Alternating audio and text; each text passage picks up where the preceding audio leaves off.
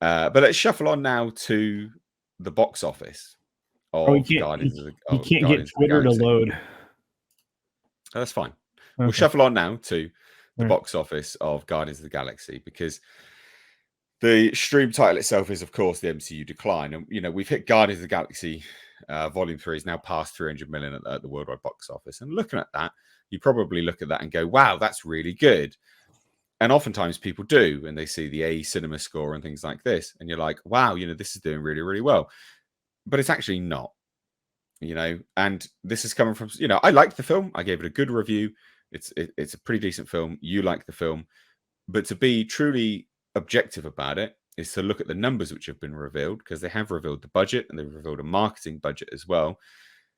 And to be objective is to say that this has the true potential, if following historical data from Marvel, Marvel's box office, it has the true potential to lose Marvel between anywhere from 150 to 200 million dollars.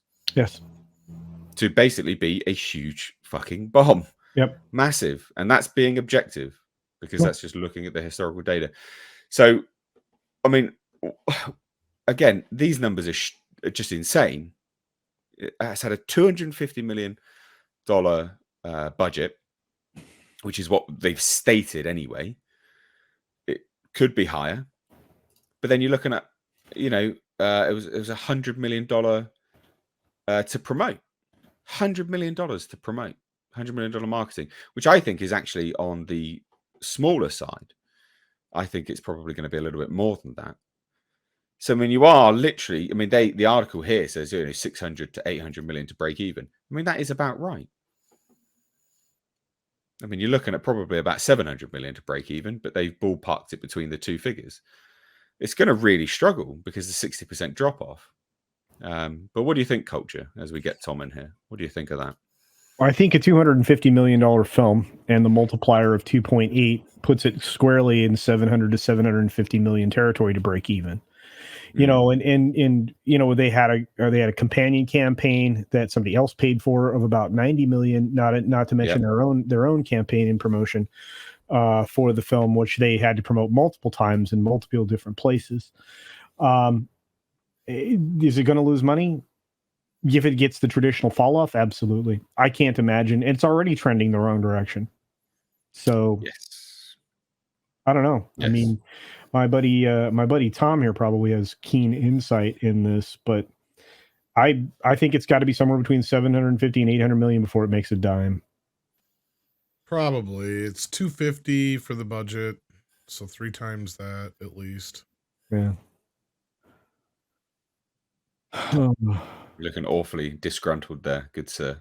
I've had a rough day. Oh. Sounds it. Just trying to get the computer working the last 10 minutes was a pain. Yeah, I know those problems. But why do we think this is?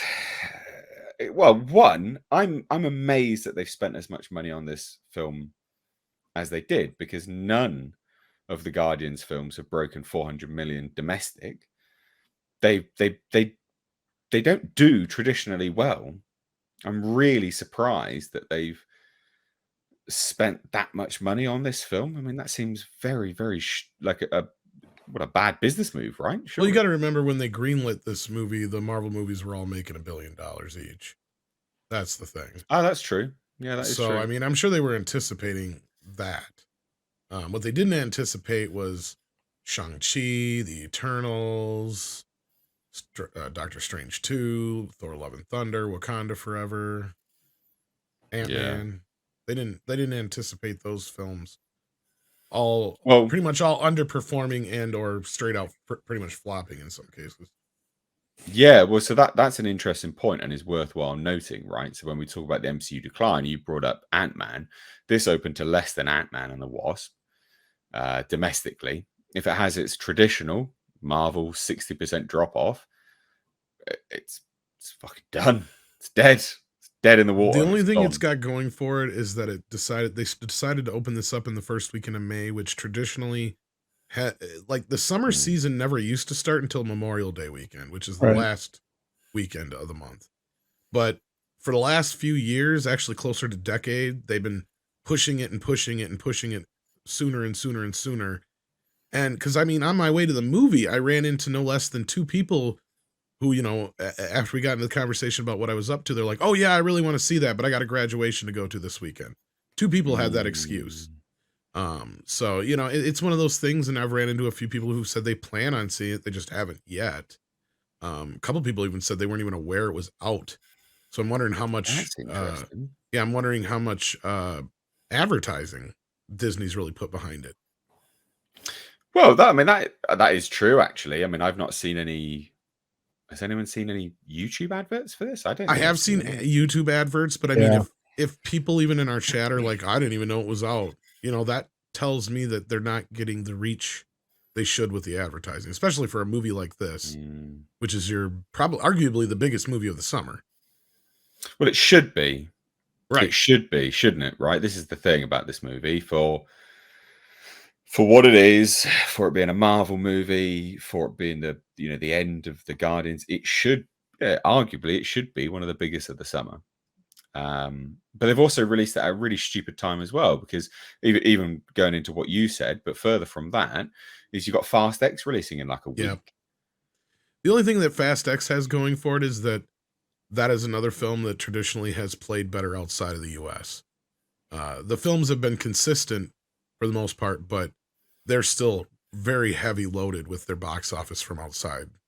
I think it's like a 60 or 70% culture, correct me if I'm wrong, somewhere in there, outside the U.S. break most of their box offices. Yeah, outside of like this really strange phenomenon that we've seen with some of the Marvel films. Yeah, I mean, otherwise, same thing with Transformers. Look at, always played much bigger outside the U.S. And the Fast and Furious franchise, those are always big internationally. That's what I just said. Yeah. Well, I'm sorry, Bond. Yeah, no, but you understand what I mean. It's like they're definitely that. But here's the weird thing: the most recent pattern with these, you like Wakanda Forever and some other films, those are more evenly split, domestic and international. Usually, they used to be. Look at Ant-Man and the Wasp: Quantumania, evenly split internationally and domestically. So if that domestic number is low, and that usually means the international number is going to be low. This is a little hope that Disney can have, that their international numbers are a little higher on this film right now. But I think that's going to be short-lived, because I think China falls off a cliff after the first weekend, just like the domestic market has. I mean, it barely did anything in China as well. Well, 28 million for the weekend. That's very low. Yeah, it's now, but again, they're going to experience the same problem they have in the States, where that thing's going to fall off a cliff. And because of the way the split works there, and Tom, keeps saying I'm being overly generous at a 25% split, Disney gets 25% of those box office numbers, when it's more likely, I think Tom says 12 or something percent, or something very low. The thing with China is it's more or less bragging points than anything. Yeah, that's true. Yeah. Most movies are lucky to get 10-15 cents on the dollar. Yeah, this is true. But Jesus. Yeah, so it's like why did you open the film there? And but I mean, every dollar counts, and if you're Disney, you got to scramble to make that $27 billion annual revenue, or the shareholders are coming for you. So, well, does China have a big secondary market as well, though? I'm curious about. I know Japan is still pretty big with home media, but I don't know about China. I didn't know they steal it. Yeah, I figured as much. Yeah. Our RPRs, 85%. It's been reported in some cases, yes. We got to imagine with most Disney movies, those culture's probably right. They probably are lucky. They probably bring home 25, maybe even 35%, just because Disney's partnered up with them though over there. That's the thing. Yeah, they have. They're in bed with China, aren't they? Yeah, Disney pulls about 25% out of the China market. To be fair, you have to be in bed with them to do business over there. That's you do, yeah, because you're actually doing business with the Chinese government, because they own half of every business. Basically, it's a terrible, terrible circumstance over there. Yeah. Look, I'm not trying to be. I'm not down on the film. Obviously, I gave it quite a high rating. I surprised Nate a lot. No, this is. I'm up there with culture. I enjoy it quite a bit. Yeah. But again, just to reiterate, ladies and gentlemen, this is truly being objective. It's just looking at the data set that we have before us, right? to be as objective as possible is to not be blinded by the fact that you liked the movie. Yeah, no, and that's how I kind of judge everything. I'm like, look, I may have enjoyed this, but it didn't make any money. There's a lot of films I've enjoyed, but they didn't make any money. Renfield was great, and that's bombed. It bombed hard. Unfortunately. Yeah, it was the best thing Nick Cage has done in a while, and it sucked rocks. So I'm like, wow. But honestly, I mean, if you're gonna be fair about these films, Marvel is falling off a cliff because they've alienated their audience. And we in fact, Adam's in the chat here. Hi, Adam. I haven't seen a super chat from him, but Adam's in the chat. He said something brilliant in my stream today, which is true. People are burned out on Disney. They don't trust them anymore, whatever brand it happens to be. And they've alienated their audience. So you've got maybe a combination of three factors, which would also include superhero movie fatigue. That might actually be real. I know people have talked about it for a while, but that may now actually be a thing. Don't know. Yeah, it's difficult to say, really, isn't it? Whether it's superhero fatigue or bad movie fatigue. I still think ultimately people will turn up for a good movie, I think personally, but I think people are burnt out. I stand by what I've said before, is that I think Marvel had the normies, and they had that fear of missing out from normies because they were water cooler movies. Yeah. You'd watch it opening weekend, you'd come to the office or to your colleagues, wherever, and you'd discuss it because people didn't want to miss out on that conversation. But you lose the normies really quick. You desensitize them and disenfranchise them really, really quickly. And I think that they've lost the normies. And now they're just left with the fans, the Marvel fans, of the movies. And that's a recipe for disaster when all of your movies are front loaded and then they just die. Well, I mean, the FOMO factor did kind of promote a lot of the big numbers early, with Marvel, but they had rewatchability. That's the other argument I have. None of these films, I don't know. Are you going to, outside of this film, Tom, can you say what films would inspire you to see them more than once in the last 2 years? Bet you could count them on one hand. Probably you're right. I'd like to rewatch Iron Man again. That was about it, really. This is one I do want to go back and see again. I did have a good experience with it in 3D IMAX. Oh yeah, you watched it? Okay. Yeah. Well, I hear that the 40 plex theaters or whatever they are, 440, whatever they are, those showings are starting to pick up with these Marvel films quite a bit, especially this one. So a lot of people. Well, this was framed for the whole film in IMAX, unlike some of the other ones where they'll, go in and out of the widescreen. Which means that experience is even better because, it was made for that. You don't get a lot of films that are made for IMAX. So. No. Well, in the first movie, the first two movies utilized it quite well. In this case, though, they just opened it up for the whole movie.